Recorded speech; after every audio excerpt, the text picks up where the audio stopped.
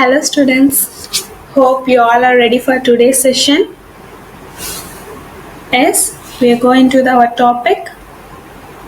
Before that, we have some recapitulations about computer hardware. Computer hardware is nothing but the physical components of a computer is called hardware devices that we can touch and feel. Computer hardware devices. Kinds of hardware components.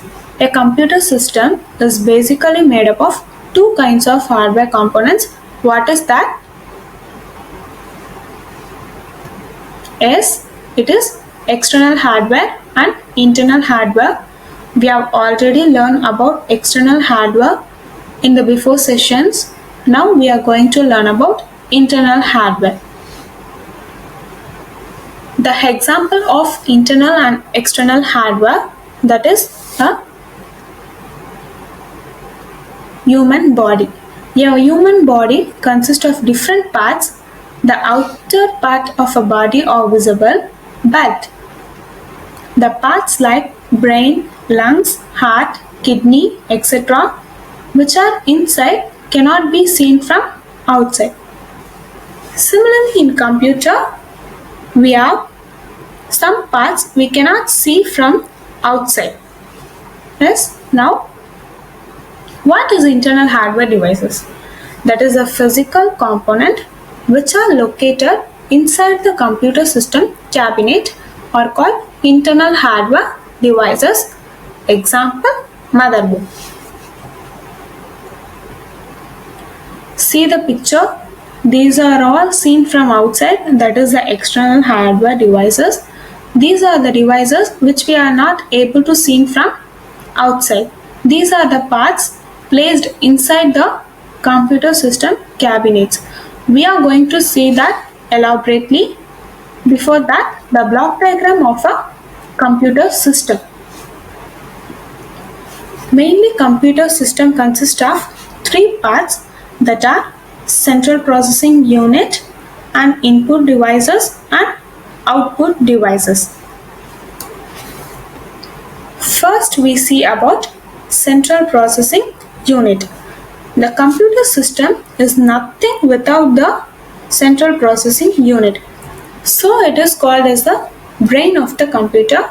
CPU is the brain of the computer and it is the main component of computer system that is integrated with the microprocessor and the memory unit.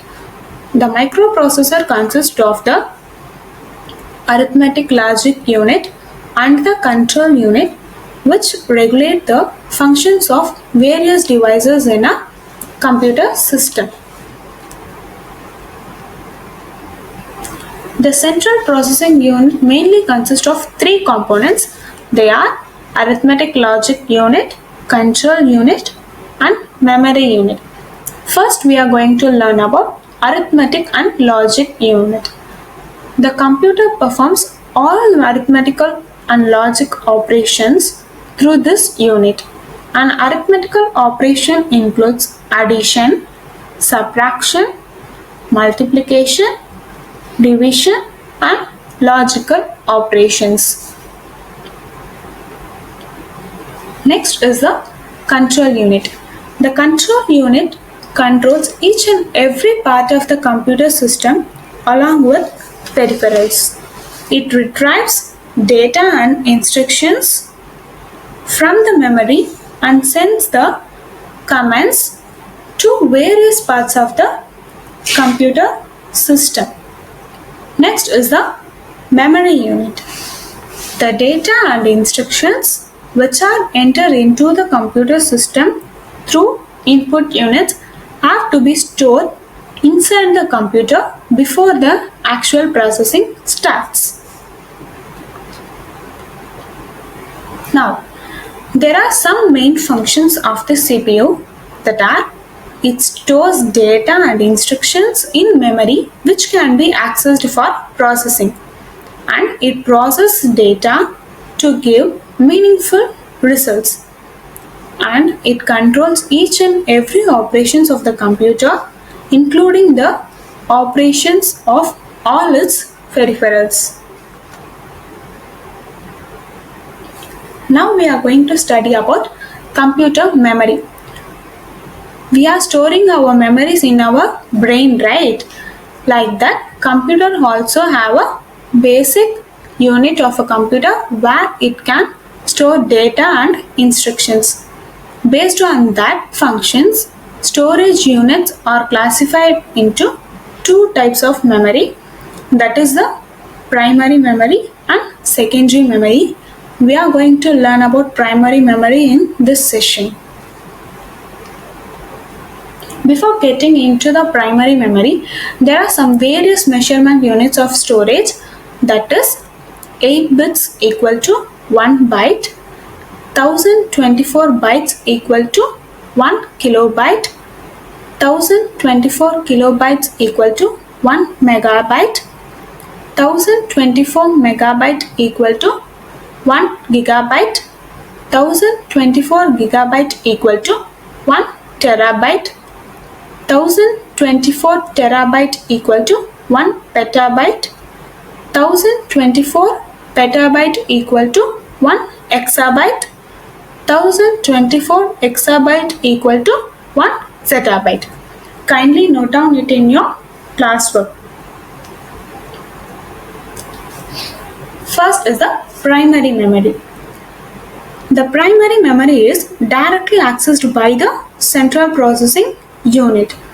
It is the one which loses its content or data when the computer or hardware device shuts down suddenly.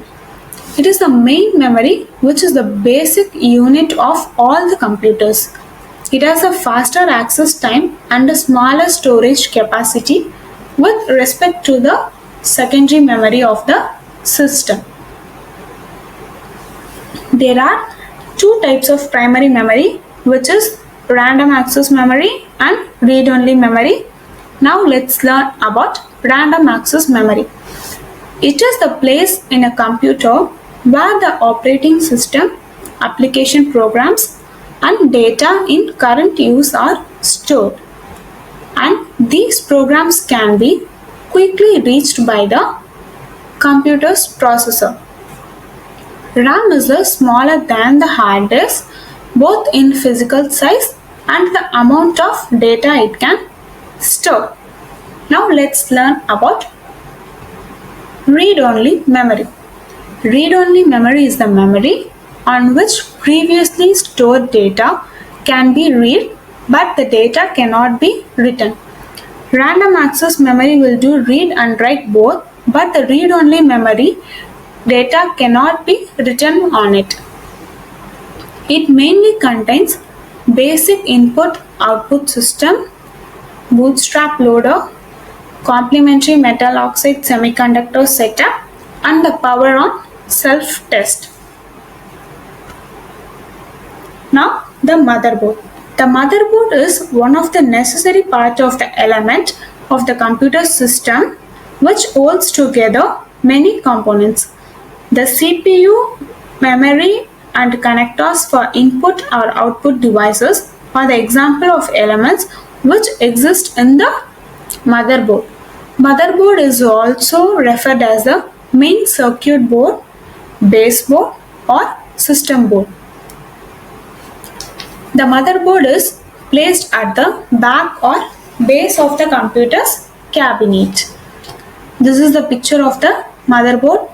The motherboard contains the sound card and the graphics card. Now, switched mode power supply. SMPS is a small box placed at the back of the computer's cabinet. It is a power supply box that provides regulated power to the computer system. The main advantage of SMPS is that it activates the working of a computer at minimum power loss. This is the picture of switched mode power supply. Next is the graphics card, which we are seeing in the motherboard. A graphics card is a hardware component that controls the display of graphics such as pictures and videos on a computer. A graphics card is built into the motherboard. It is also known as graphics adapter or graphics controller. This is the picture. It is built in the motherboard where we can see before. The next is the sound card. The sound card also built between in the motherboard. A sound card is a hardware component that enables a computer to provide sound. Usually a sound card is built into the motherboard. The sound from a computer can be heard through headphones or speakers. Any audio and video file will not play the sound unless the computer has a sound card installed. That's all for today's session. At last we came to our activity. We are going to do it. Read along with me. Note the devices given below and select the appropriate category. These are all the devices given here. The first device is the processor, keyboard, modem, sound card, graphic card, mouse, hard disk drive, SMPS, motherboard, USB, printer. These are all the devices given here. We are going to select the appropriate category. There are two types of categories, that is internal device category and the another one is the external device category. First device is processor. The processor is an Yes, very good. Processor is an internal device. The next is the keyboard. Keyboard is an input device. That is the example for Yes, very good. It is an external device. The next is the modem. Modem is an modem is an external device. Sound card. Sound card is an very good. Sound card is an internal device. The next device is the graphic card. Graphic card is an internal device. Very good.